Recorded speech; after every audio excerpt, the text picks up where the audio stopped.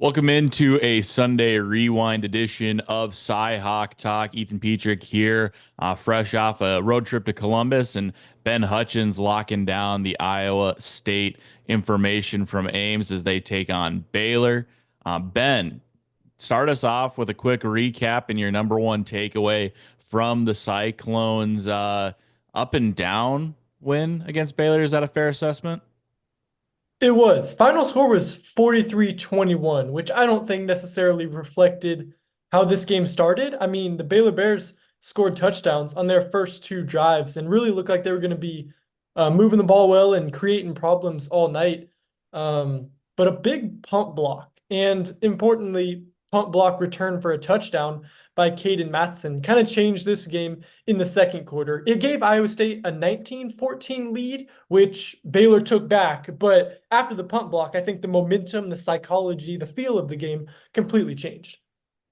What did that look like? How was it just an atmosphere shift amongst the crowd?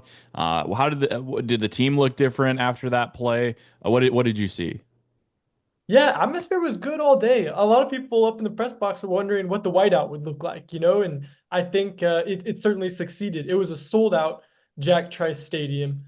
Student section was crazy. So good crowd, good atmosphere. But I don't know, it just felt like after that special teams play, it felt like that special teams play was maybe the boost the Iowa State offense needed, as weird as that sounds, because what Matt Campbell talked to us all week about was finishing drives in opponent's territory. And after that punt block, maybe kind of the lid came off of the end zone, to use a basketball analogy. Iowa State started finishing drives for touchdowns.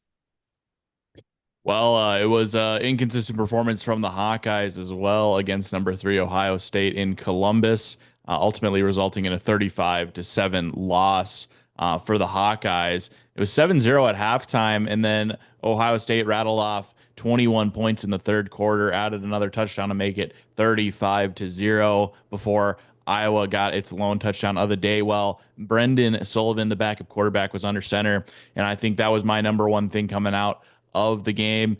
There was just another element added to the offense when Brendan came in. Granted, Ohio State was up 35-0. Maybe they're taking their foot off the throat a little bit, taking their foot off the gas pedal a little bit, maybe mixing in some of their reserves on defense. But the one thing that struck me is second play of Brendan Sullivan's first drive, he rattles off a 30-yard run. It looked like a designed QB run from my vantage point, and that was the longest play from scrimmage Iowa had all day. Cade McNamara doesn't have that ability to scramble like that. He's got some wiggle to his game, but not what Sullivan can do. And it's just kind of, maybe can we get more of that? Kirk Ferentz put a kibosh on that. He dashed those dreams immediately in the press conference, said they're going to evaluate every position every week, but he doesn't anticipate a change at the quarterback position and said that he feels Cade is improving every week. So it doesn't seem like there's going to be a change despite what we saw from Brendan Sullivan, which is, I think, probably a major bummer to a lot of Hawkeye fans. How'd those guys kind of take this loss? What was from your conversations after the game with players and coaches? What's their mentality right now with, a couple blemishes on the record? Yeah, and I think this is probably a bigger bummer for a lot of Hawkeye fans is how they took that loss. We talked to Cade McNamara after the game, and he said, I think the gap between good and really good is pretty slim, implying that the Hawkeyes aren't that much further away from the upper echelon of the Big Ten.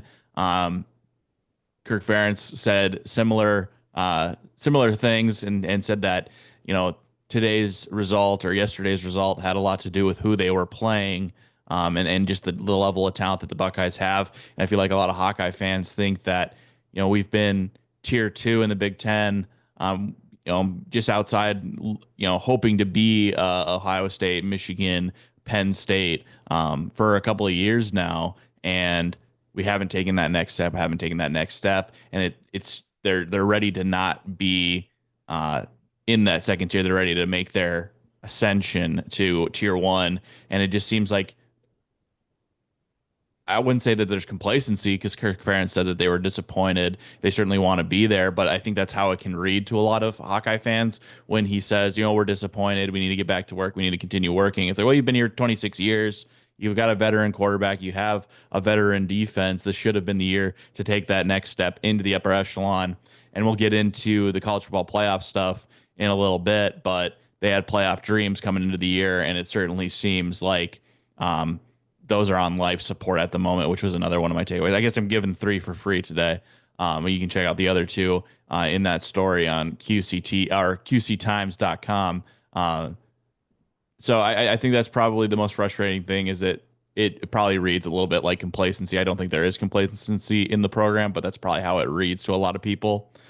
So I wouldn't be surprised to encounter a lot of irritated, maybe irate Hawkeye fans this week when you're out and about. But wrap us up. What was the last big thing that stuck out to you from your game before we get into the playoff discussion? Yeah, Ethan, hearing, irritated and irate does not come to mind when I think of the Cyclones mentality this week. It's kind of two teams, I think, with completely different trajectories right now.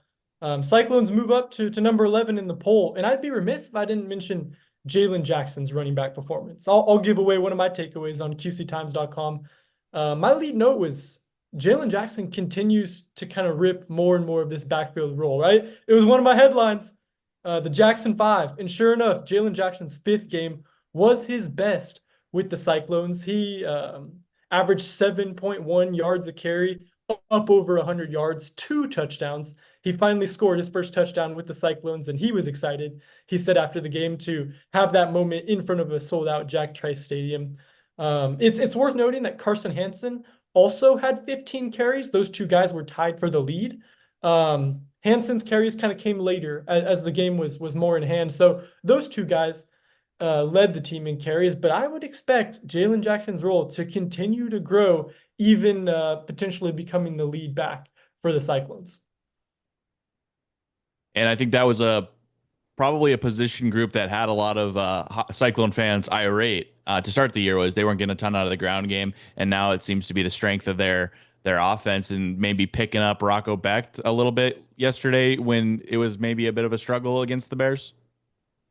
Yeah, and I thought Rocco was good. And is it a chicken or the egg, right? Does the run game unlock the passing game, or does the passing game in some ways unlock the run?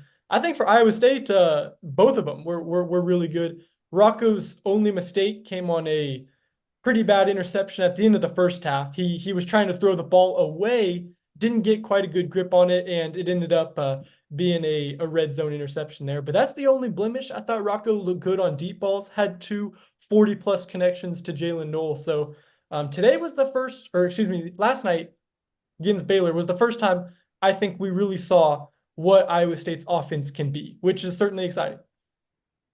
And then before we get into the playoff-ometer, what do you think? Just like gauging the confidence level of the team coming out of the game, what do you think that was at?